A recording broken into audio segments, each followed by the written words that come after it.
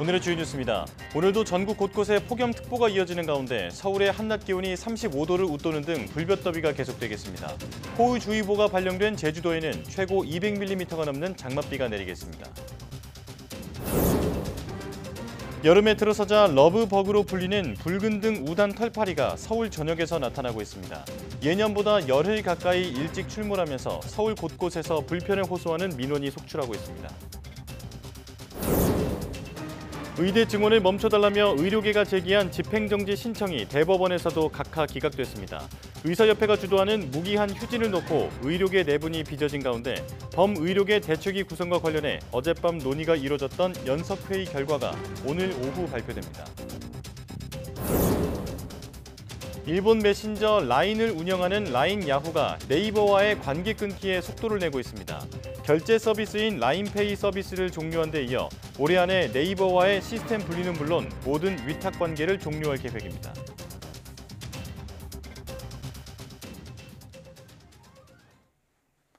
여러분 안녕하십니까? 6월 20일 사이언스 투데이입니다. 어제 서울의 기온이 35.8도까지 오르며 6월 중순 기준으로 75년 만에 폭염을 기록했습니다. 첫 폭염주의보가 발효된 서울 도심을 열화상 카메라로 촬영해 보니 온통 붉은색으로 뒤덮인 모습이었습니다. 김민경 기자입니다. 강렬한 태양이 도심을 삼켰습니다. 어지러울 정도로 강한 열기 속 도시를 열화상 카메라로 들여다봤습니다. 온도가 높을수록 붉은색으로, 상대적으로 낮으면 푸른색으로 표시되는데 건물 대부분이 벌겋게 나타납니다. 오후 2시 광화문 광장입니다. 이 햇볕이 무척 강한데요. 이 지면 온도는 50도를 넘어 이렇게 온통 붉은색으로 나타납니다. 뜨겁게 달궈진 세종대왕상도 열기로 달아올라 있습니다. 뜨거운 열을 계속 내뿜으면서 건물 외벽은 60도 이상으로 붉은색을 넘어 흰색도 나타납니다. 지금 8월 한여름 같아요. 이번 7, 8월은 얼마나 더울지 상상이 안 가요. 반면 바닥에서 시원하게 뿜어져 나오는 분수주변과 나무 그늘은 온도가 20도 아래로 내려가며 녹색과 파란 빛이 나타납니다. 햇볕 쪽은 너무 더워서 지옥 같은데 그늘은 너무 선선하고 시원해서 너무 좋습니다. 올해 첫 폭염주의보가 내려진 서울은 기온이 35.8도까지 치솟았습니다. 6월 중순 기준 역대 3위, 75년 만에 가장 더운 날로 기록됐습니다.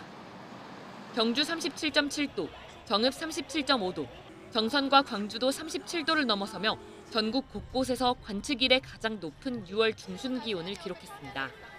이동성 고기압의 영향으로 대체로 맑은 날씨 속에 낮 동안 강한 햇볕과 따뜻한 남서풍이 유입되면서 전국 대부분 지역에 폭염특보가 내려진 가운데 장마가 시작되는 제주도와 비가 내리는 남부는 오늘부터 더위가 다소 꺾이겠지만 중부지방의 폭염은 이번 주 내내 이어질 전망입니다.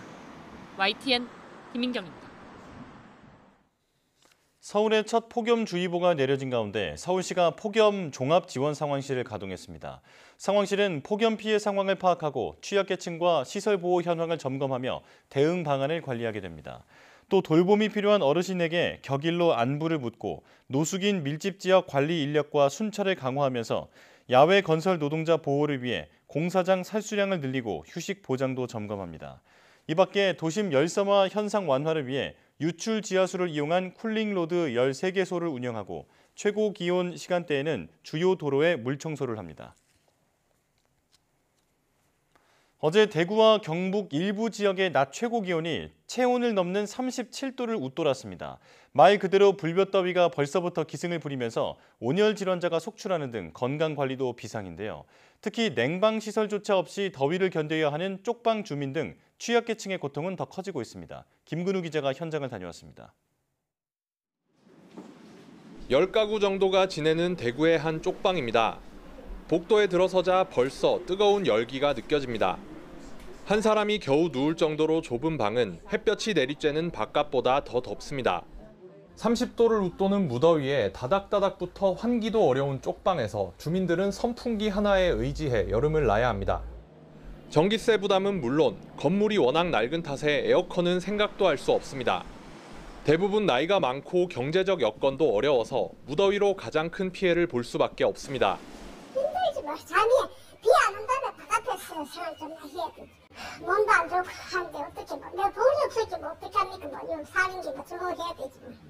밤에는 왜 올라갔어도 자고 여기 앞에다가 이렇게 얼음 이렇게 얼려가지고 덩어리 놓고 선풍기에 쐬고 그래서 막 너무 더워가지고 어디 감당이 안 되니까 더위 먹고 막 진짜 죽을 뻔했어요. 자동 기상관 측장비 기준 대구 신암동의 낮 최고 기온은 37도를 웃돌았습니다. 경북 경주와 의성에서도 최고 기온이 37도를 넘기는 등 전국 92곳에 폭염특보가 내려졌습니다. 정부와 지자체는 시민들에게 야외 활동과 외출 자제를 요청하고 쪽방 주민 등 취약계층에 대한 대책 마련에 나섰습니다. YTN 김근우입니다. 제주에서 장맛비가 시작된 가운데 중부지방을 중심으로는 오늘도 폭염이 이어지겠습니다. 기상청은 중국 남부 내륙에서 일본 남부지방에 걸쳐 만들어진 정체전선의 영향으로 내일까지 장맛비가 내리겠다고 예보했습니다. 오늘 제주 곳곳에서 돌풍과 천둥, 번개를 동반한 시간당 30mm 이상의 강한 비가 내리겠고 내일 아침까지 곳에 따라 150mm 이상, 산지에는 200mm 이상의 비가 내릴 전망입니다. 제주에 이어 전남과 전북 일부, 경남 지역에서도 5에서 20mm의 비가 내리겠지만 중부 내륙에서는 폭염이 이어지겠습니다. 오늘 낮 서울 기온이 35도까지 오르겠고 춘천과 청주, 대전 35도, 강릉 32도 등 기록적 더위가 계속되겠습니다. 최근 40도가 넘는 폭염으로 몸살을 앓고 있는 그리스 수도 아테네 외곽에서 산불이 발생했습니다. 강풍을 타고 불길이 확산하면서 주민들이 긴급 대피하는 등 비상이 걸렸습니다. 김지영 기자입니다. 뿌연 연기 속에 소방용 비행기와 헬기가 연신 날아다닙니다. 호스를 어깨에 메고 열심히 물을 뿌려보지만 요트는 잿더미로 변해버렸습니다. 아테네에서 남쪽으로 30km 떨어진 코로피 지역에서 산불이 났습니다. 아테네와 코로피를 잇는 주요 고속도로가 봉쇄되고 인근 마을 주민들은 급히 대피했습니다. Εγώ μόνο μαύρο καπνό είδα, πάρα πολύ καπνό πίσω από το δικό μας κτίριο, πολύ κοντά μας ήτανε και αμέσως κύκλωσε. Πήγε από γύρω-γύρω, έφτασε εδώ στο λόφο και πέρασε από μπροστά μας. 당국은 소방 비행기와 헬리콥터, 소방차 등 수십 대를 동원해 진화에 나섰지만 불길이 강풍을 타고 빠르게 확산하는 바람에 어려움을 겪고 있습니다.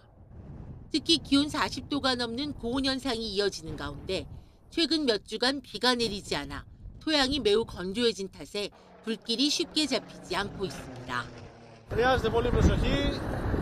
Πρέπει να φέρουμε μπολντόζες να καθαρίσουν γύρω-γύρω, να μην κινδυνεύουμε γιατί υπάρχει μεγάλος κίνδυνος για να χάσουμε τις ζωές μας και τα σπίτια μας. 그리스 현지 매체들은 한 저장 시설에서 불이 시작된 뒤 불길이 보트 건조장과 들판으로 번졌다고 전했습니다. 그리스 산불은 매년 여름철 자주 발생하지만 그 빈도와 피해가 점차 커지고 있습니다. 지구온난화가 원인으로 지목되는데 산림이 타면서 발생하는 이산화탄소가 다시 온난화를 부추기는 악순환이 반복돼 우려를 낳고 있습니다. YTN 김지영입니다. 몇 년 전부터 도심에 출몰하기 시작한 러브버그가 여름에 접어들자 어김없이 기승을 부리고 있습니다. 올해는 예년보다 열흘 가까이 일찍 출몰했는데 서울 곳곳에서 불편하다는 민원이 속출하고 있습니다. 임예진 기자입니다. 등산로 초입 나무와 벤치, 건물 입구와 주택가 카페 출입문에도 검은 벌레들이 우글우글합니다. 낙엽 아래엔 이들이 탈피하면서 남긴 거무스름한 허물이 수북합니다. 하단 담벼락과 나무를 온통 뒤덮은 이 벌레, 이른바 러브버그로 불리는 붉은 둥 우단 털파리입니다. 짝짓기식이 암컷과 수컷이 꼬리를 맞대고 다녀 붙은 별명인데 3, 4년 전부터 곳곳에 출몰하기 시작했습니다. 유충 시절엔 유기물을 분해하고 성충이 되면 꽃가루를 옮겨 생태계에 도움이 되는 익충으로 분류됩니다. 하지만 생김새나 작지 않은 크기 때문에 많은 시민이 불쾌감을 호소합니다. 밤이나 새벽쯤에 밝은 곳 찾아서 계속 사람들 쫓아다니면서 돌아다녔던 것 같아요. 저희는 바닥에 많이 손님 발에 밟혀서 진물 같은 게 많이 나오고요. 그리고 불편한 것보다는 이제 보기에 너무 안 좋아가지고. 본격적으로 등장한 재작년엔 은평구와 서대문구 등 서울 서북부 지역에 집중됐지만 지난해부턴 서울을 넘어 경기와 인천에서도 발견되고 있습니다. 서식지가 넓어지면서 관련 민원도 속출합니다. 더구나 때이른 더위로 올해는 출현 시기도 지난해보다 열흘 남짓 빨라졌습니다. 네, 올해 좀 온도가 좀 일찍 더워지기도 했고 그런 영향은 있을 것 같긴 합니다. 좀 도심지나 주거지로 날아 들어와서 근데 그런 쪽에 또 화단이나 그런 쪽에 낙엽 쌓인 곳이 있으면은 그런 데서도 이제 알을 낳고 번식을 하는. 전문가들은 살충제를 이용해 방제할 경우 생태계에 영향을 줄 수 있는 만큼 물을 싫어하는 특성을 이용해 분무기로 쫓는 걸 권장합니다. 날개가 좀 적고 그러면 비행성이 좀 떨어지는 그런 효과도 좀 있어서 그런 것도 있고 에어로졸 형식의 그런 것들을 사용을 해도 얘네들은 금방 죽거든요. 그래서 만약에 집안으로 얘네들이 좀 들어왔을 때는 그런 것들을 이용을 해도 효과는 있습니다. 러브버그의 수명은 일주일 이내라 이달 말까지 개체수가 늘다가 다음 달쯤 줄어들 것으로 예상됩니다. YTN 임혜진입니다. 충청남도에서 야생 진드기에 물려 발생하는 중증 열성 혈소판 감소 증후군 SFTS 환자가 최근 잇따라 발생했습니다. 충남도는 지난 13일 80대 남성이 첫 양성 판정을 받은 뒤 닷새 만에 추가 환자가 확인됐다고 밝혔습니다. 이어 야외 활동 때 긴 소매 옷을 입는 등 진드기에 물리지 않도록 예방 수칙을 준수해달라고 당부했습니다. 중증 열성 혈소판 감소 증후군은 바이러스에 감염된 참진드기에 물려 발생하는 감염병으로 치료제나 예방 백신이 없어 치명률이 매우 높습니다. 기온이 오르는 6월부터 벌의 활동이 활발해져 벌쏘임 사고가 늘어난다고 합니다. 올해는 평년보다 기온이 더 높을 전망이라 벌쏘임 사고 위험도 증가에 주의가 필요합니다. 박종혁 기자입니다. 벌집 주위로 보기에도 위협적인 말벌이 날아다닙니다. 보이는 걸로는 든 검은 말벌입니다. 출동한 소방관이 안전장비를 갖춰 입고 벌집을 안전하게 제거합니다. 벌쏘임이나 벌집 제거 신고는 6월부터 늘기 시작합니다. 기온이 올라 벌의 활동이 왕성해지고 사람들의 활동도 증가하기 때문입니다.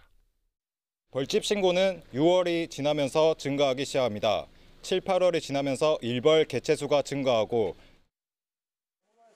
특히 올해엔 월 평균 기온이 평년보다 높을 확률이 50% 이상이라 벌 관련 사고 위험도 높아졌습니다. 벌 쏘임을 미리 막기 위해서는 산에 갈 땐 반드시 모자를 쓰고 긴 소매 옷을 입는 게 좋습니다. 벌은 검정 등 어두운 색의 공격성을 보이는 만큼 밝은색 옷을 선택하는 게 도움이 됩니다. 특히 벌집을 발견하면 건드리지 않아야 하고 팔을 휘두르는 등의 큰 몸짓은 피해야 합니다. 만약 벌에 쏘였다면 알레르기 반응이 있는지 잘 살펴야 합니다. 손으로 제거하려 하지 마시고 카드를 사용하여 긁어내듯이 제거해야 합니다. 그리고 알러지 반응이 일어나는지를 관찰하여 몸이 붓거나 호흡이 가빠지는 등의 증상이 나타나신다면 소방당국은 사고 예방을 위해 벌집 사전 제거 신고제를 적극 활용해달라고 당부했습니다. YTN 박종혁입니다.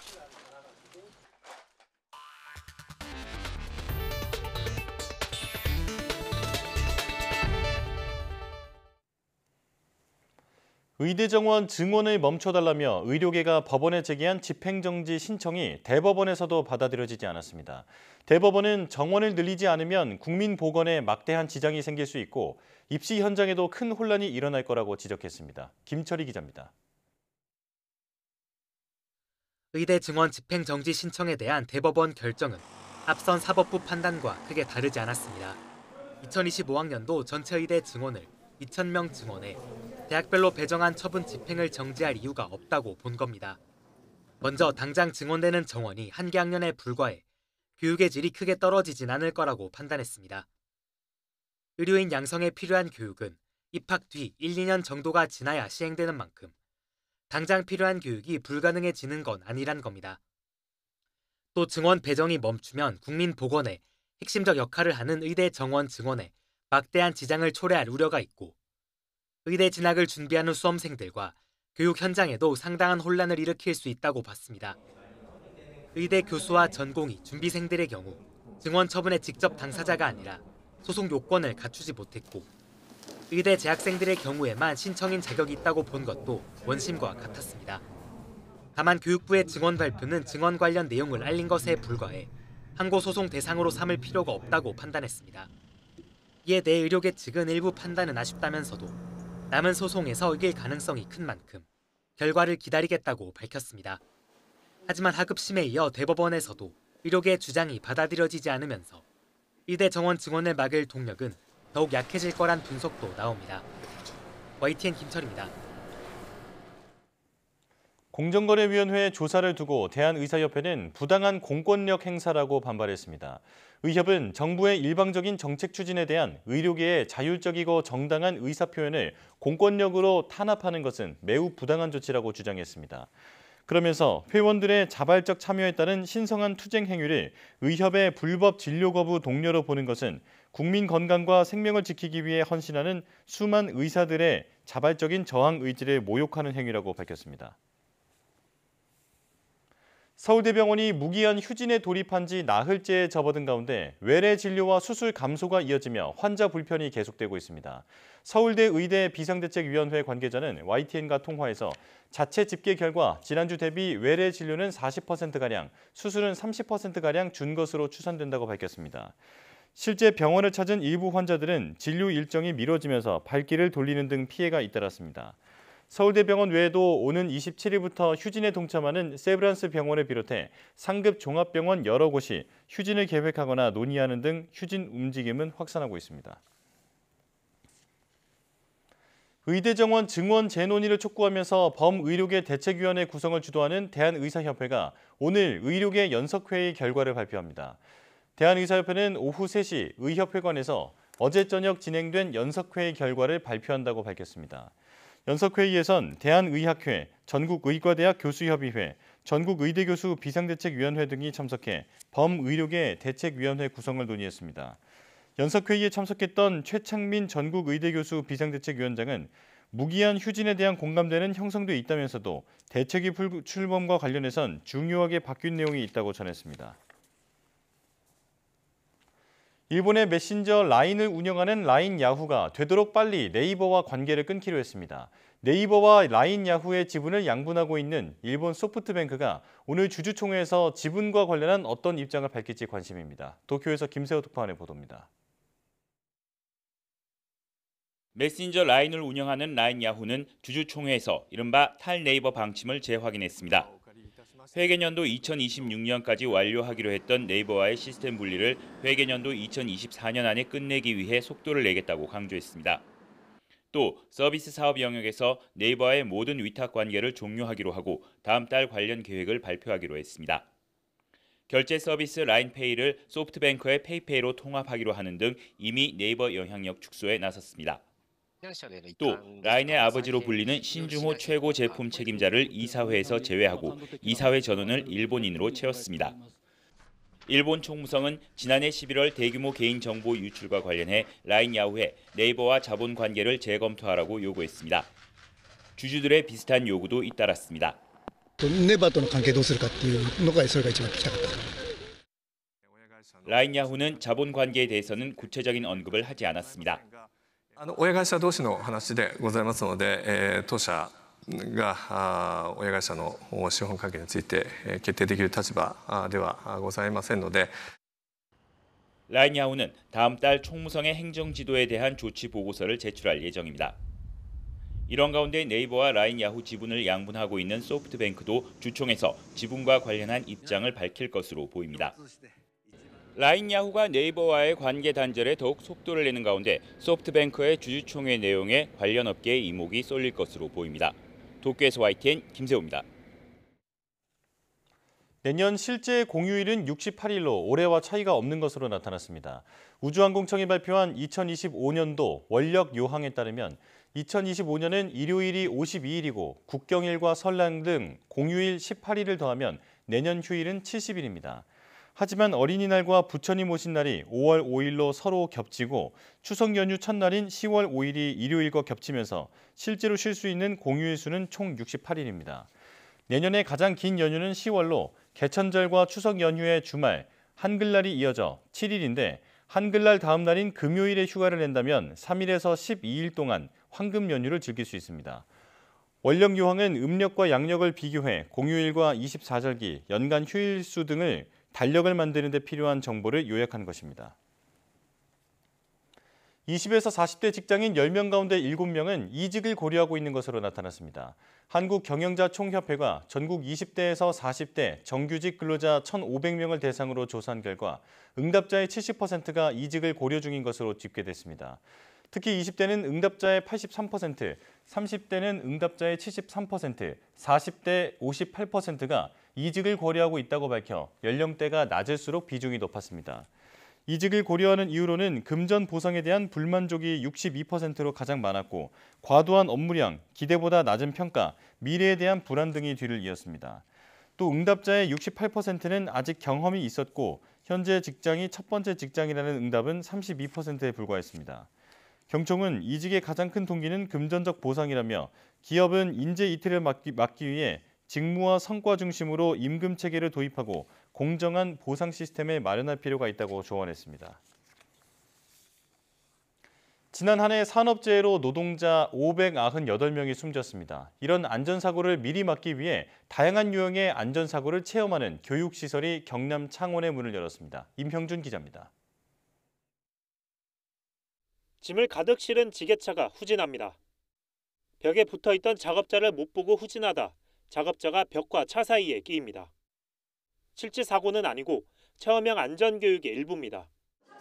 지게차 신호수가 왜 필요한지, 현장에서 사고가 어떻게 나는지를 교육하는 겁니다.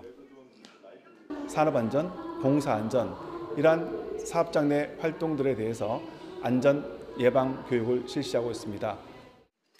센터에서는 현장에서 생길 수 있는 다양한 유형의 안전사고 상황을 체험할 수 있습니다. 지난해 산업재해로 숨진 노동자 10명 가운데 4명은 추락사고로 목숨을 잃었습니다. 센터에는 이렇게 추락 상황을 체험해 볼 수 있는 공간도 있는데요. 발판이 아래쪽으로 열리면 저는 떨어집니다.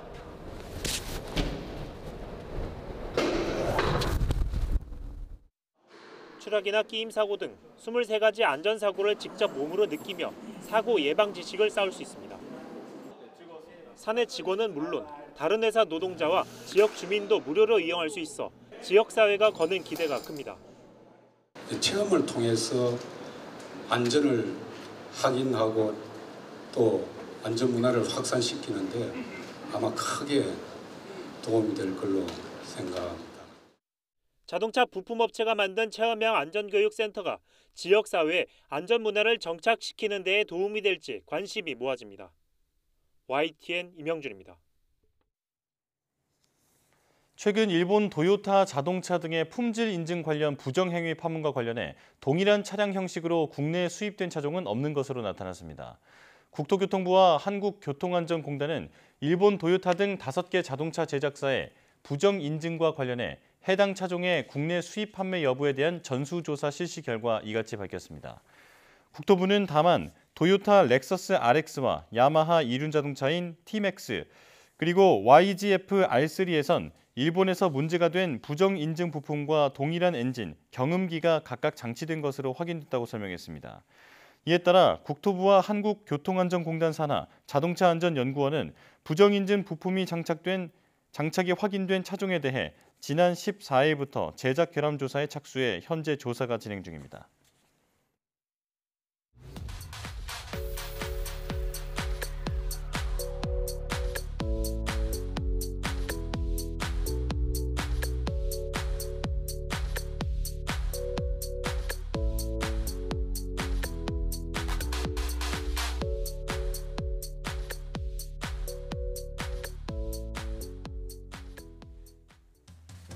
앞서 러브버그 출몰 소식 전해드렸는데요. 전문가들은 모기 퇴치제를 뿌리면 쉽게 죽지만 꽃가루를 옮기는 익충인 만큼 물을 뿌려 쫓는 걸 권장한다고 합니다. 혐오감을 주긴 해도 해가 되는 벌레는 아니라고 하니 너무 걱정하진 않으셔도 될 것 같습니다. 뉴스 마칩니다. 고맙습니다.